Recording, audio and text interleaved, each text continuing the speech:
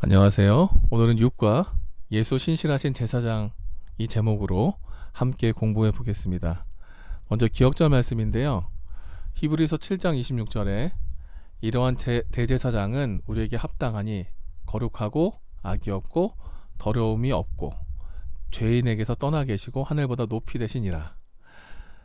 오늘 이 기억절에 예수님의 대제사장의 5가지 특성이 나와 있는데요.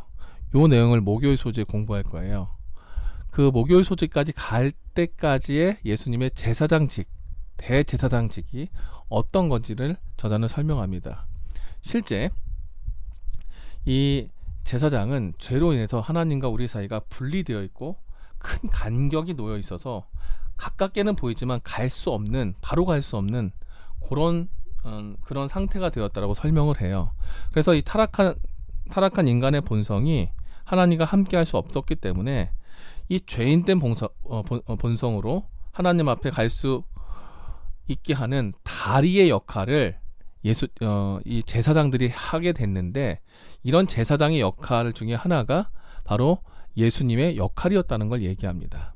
그래서 예수님은 저 앞에 보이는 섬과 육지를 잇는 다리의 역할, 그리고 가깝게 보이지만 멀리 돌아가야 되는 그 거리를 이제는 한 번에 갈 수 있는 다리의 역할, 사다리의 역할을 하는 제사장의 역할을 하셨다라는 것을 이제 기록을 통해서 설명하는데요. 일요일 소재에는 그 제사장이 어떤 역할을 하냐면 인간을 대표한다라는 겁니다. 제사장은 레이족 속에서 나왔고요. 일반적인 구약의 제사장들을 저자는 레이 제사장이라고 표현했어요. 이들은 인간과 하나님 사이를 중재하는 역할을 하는데, 실제로 예수님께서도 인간과 우리의 사이의 인간과 하나님 사이의 중보자가 돼서 그 역할을 감당하셨어요. 그러면서 예수님도 인간이 갖고 있는 연약성을 경험하셨고, 인간을 충분히 이해한 상태에서 그가 받으신 여러 가지 죄로 인한 고난 속에서 순종을 배우시고, 순종을 통해서 고난과 죽음을 이기시고 그 죽음을 통해서 우리의 모든 죄를 담당하셨다는 거예요. 그래서 예수님의 고난은 결국 인간의 모든 아픔과 죄의 것을 알고 그 짐을 대신 지셨던, 그래서 인간을 대표하는 대표자가 돼서 하나님 앞에 나아갈 수 있는 인간을 대표하는 인간의 대제사장이 될 자격을 얻게 했다는 겁니다. 그럼 이 제사장의 역할인 예수님이 실제 어떻게 되었냐? 월요일 소재는 멜기세덱의 반차를 따라 되었다라고 합니다. 근데 이 멜기세덱은 이 아브라함 시대 때 나왔던 살렘 왕인데, 이 사람은 왕이면서 제사장이었어요. 아브라함이 이 사람에게 11조를 드렸거든요. 그런 역할을 했는데, 실제 이 멜기세덱이 갖고 있었던 제사장의 직분에 저자는 초점을 맞춥니다. 이 히브리서에서도 바울은 예수님과 멜기세덱의 공통점과 차이점을 설명하면서 두 분 다 왕이면서 제사장이었어요. 대신 멜기세덱은 죄인이었고, 죄인인 인간의 모습이었죠. 하지만 예수님은 하나님이셨어요. 역할은 같지만 죄가 없으신 예수님께서 멜기세덱의 그 모습처럼 그 모습을 대표했다. 특별히 멜기세덱의 출생이나 죽음이나 족보에 대한 기록이 없어요. 예수님도 이 땅에서 나신 분이 아니잖아요.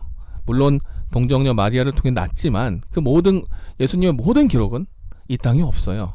그래서 땅의 출신이 아니고 영원한 하나님의 모습으로 영원하신 역할을 하시는 것을 상징하면서 제사장 직분이 멜기세덱과 유사한 예수님의 그 모습을 따라서 예수님을 제사장의 역할을 감당하신 분으로 설명합니다. 화요일 소지에는 그 예수님이 어떠한 제사장이냐, 이펙티브 프리스트라 그래요. 이펙티브라는 것은 효과적인, 효율적인, 우리 번역에는 이제 온전한 제사장으로 했는데요. 그 기능에 대한 좀 더 효과성에 대해서, 효율성에 대해서 이야기합니다. 실제 이 땅의 제사장들, 구약의 제사장들을 레이 족속에서 난 제사장으로 이야기하는데, 그들의 기능은 한 번 죄지은 것 한 번을 사하는 일시적인 기능, 또 인간을 대표하는 상징적인 모습을 얘기했거든요. 근데 그런 모습을 예수님께서 다 같이 받으셔서 예수님이 이루신 그 구원은, 실제 예수님이 드리신 그 예배와 그 희생은 한 번 드린 것을 통해서 영원히 이루신 거예요. 그래서 그래서 이 예수님께서는 제사장 직분을 아론의 반차를 통해서 레위 족속만 할 수 있는데도 불구하고 유다 지파의 사람으로서 인간 출신으로는 얻을 수 없는 제사장의 직분을 하나님께서 당신의 제사장직에 대한 변경된 율법을 이제 심어주셔서 예수님이 그것을 받았다라고 바울은 히브리서의 그 내용을 담아낸 거예요.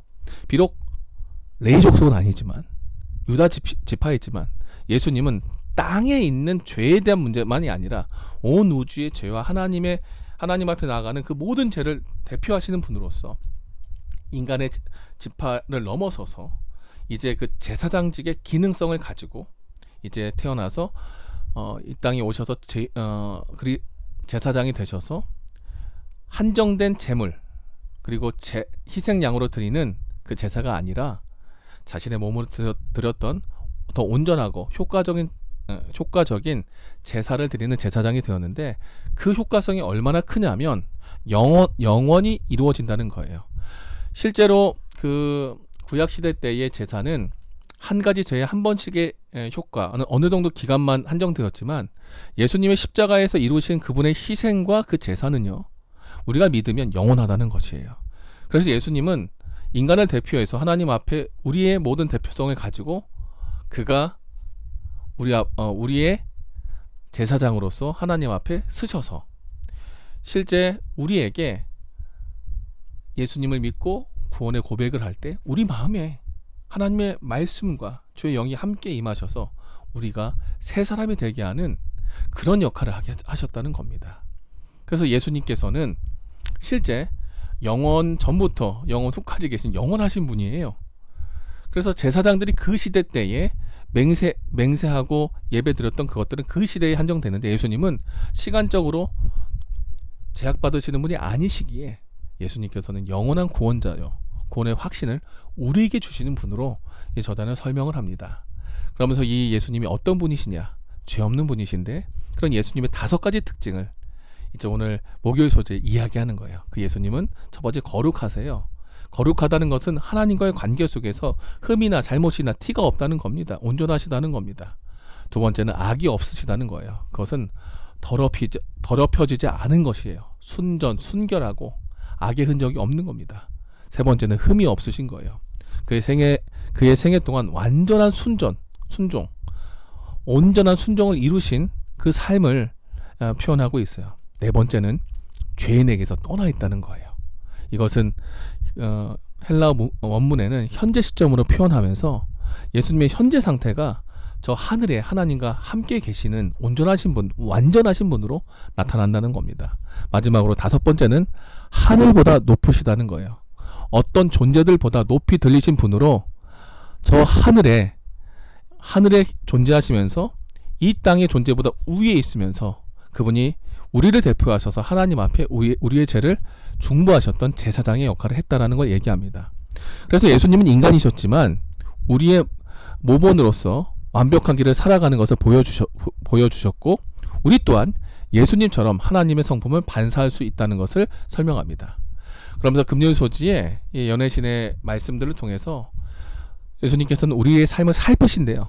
와칭한대요. 지켜보고 있대요. 그래서 우리의 짐과 어려움, 위험들을 아시고 사단이 자신의 목적인 하나님과 인간 사이를 분리하기 위해서, 영원히 분리하기 위해서 우리를 이렇게 떼어놓을 때에 예수님께서는 그 분리하는 그곳에 다리가 되셔서 영원한 중보자, 연결자, 그리고 우리의 구원자가 되셔서 그것을 견고히 하셨다는 거예요. 이런 예수님은 우리의 형제이시고 그분은 하늘에 함께 계시면서 하나님의 품에, 사랑이 하나님의 품에 안기셔서 우리의 구원을 이루시는 분이라고 설명합니다. 그래서 오늘 이 육가의 내용 속에 우리가 기억해야 될 것은 예수님께서는 인간의 중보자로서 하나님과 인간 사이의 큰 간격, 어떤 많은 있는 다리의 역할을 하는 제사장이 되셨고, 이것은 아론의 반차 레위 지파의 출신이 아니지만 실제로 예수님은 하나님께서 직접 임명하신 더 나은, 더 좋은 온전하고 완전한 중보의 제사를 가지고 우리의 구원을 완전하고 완벽하게 만드시는 분이시다.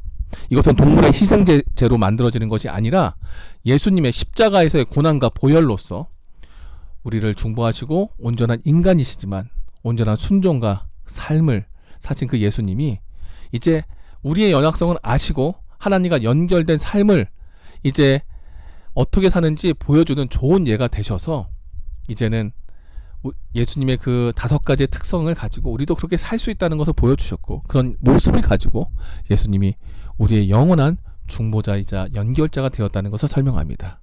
우리가 우리에게 구원을 주신 그 하나님의 은혜 가운데 예수님의 십자가에서 이루신 그 구원은 죄로 인해서 하나님과 우리 사이가 떨어져 있었던 그 먼 거리를 이제 예수님의 구원의 다리를 통해서 이어졌다는 거예요. 그렇기 때문에 오늘 우리의 삶 속에 내가 한 주 동안 살면서 조금은 잊고 살았던 그 예수님, 어쩌면 하나님 은혜를 좀 우리가 까먹고 살면서 약간 잊어버렸던 것에서 다시 한번 예수님을 바라보면서 그 좀 멀어졌던 하나님과의 그 관계를 예수님의 그 구원의 다리를 통해서 좀 가까이 갈 수 있는 시간이 되길 바랍니다. 그래서 우리들의 이 안식일이 하나님 안에서 은혜로운 삶으로 귀결되기 바라며 말씀을 마치겠습니다.